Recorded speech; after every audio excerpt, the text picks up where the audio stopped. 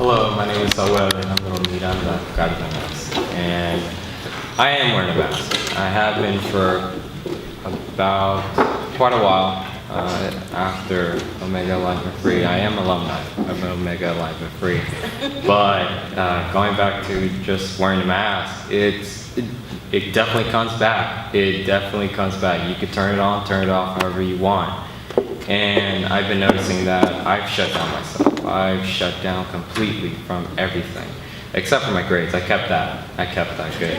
But just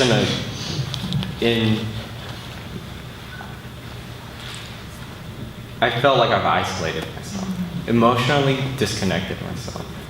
Just watching the movie, I couldn't get comfortable in my seat. It's just raw, it's genuine, and that's exactly what you guys got. Perfect. I was thinking about coming, and I was gonna come when you sent me the email, and I got my ticket and everything, and then shortly, like days before today, I was gonna go to LA and just forget about my issues and what I've been hiding in my mask, and I decided to come, and it was for the best. And there's a point in the movie or the documentary when the wrestler, he made his letter and he gave it to his coach, and the coach said that you're normal, you're okay. That touched me. I've been molested when I was younger, and you guys hit that perfectly as well, but that didn't affect me.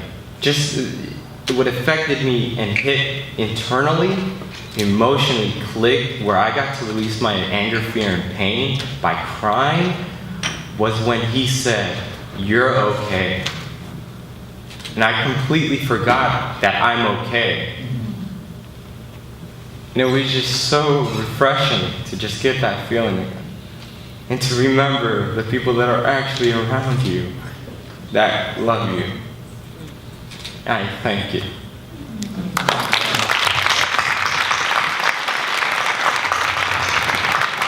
Like, I don't know if you heard like him pouring out his heart. And see, as men, we do something really, well, you can find it however you want. As men, we do this thing where when we start feeling uncomfortable, it's easy to go into our heads because it's hard to be sitting in our heart. Like I feel like my heart is pounding right now.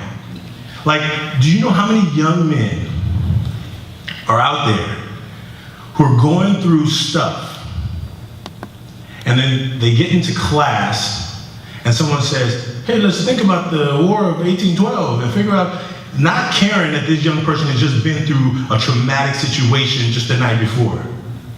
Like, I was gonna bring a letter up, it's in my bag. On March the 5th, a young man walked into my office. I wasn't even gonna be at work that day. And he said, the letter said, "Dear Mom, Mr. Branch, and family." He's 11. He's 11 years old. He said, "I'm gonna kill myself today, tomorrow, the next day. And the reason I'm gonna kill myself is I don't feel like I fit in this world." 11.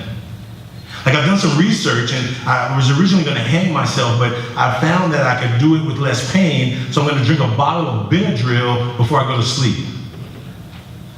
He said, "Mr. Branch, I know you're gonna try and stop me, but you can't stop me because you don't live with me and you're not gonna be with me all the time." Do you like, crying out for help? And if we continue, I love a philosophical conversation with like the next person, but when somebody in our community says, "I got uncomfortable in my seat because I was hearing the truth," and we let it just go. And our young people every day, when they're getting into the office, they're getting kicked out of school, they're getting suspended, they're calling out for some help. They're calling somebody, "Can you see me? Can you hear me? Can you tell me I'm trying to tell you that things are not going okay with me?" And then we start talking about the other stuff because it's in our head and it doesn't feel. And so I just needed to say that because I didn't get, I was trying to figure out my words to respond to the young brother who just like poured out his heart right there, because I felt that.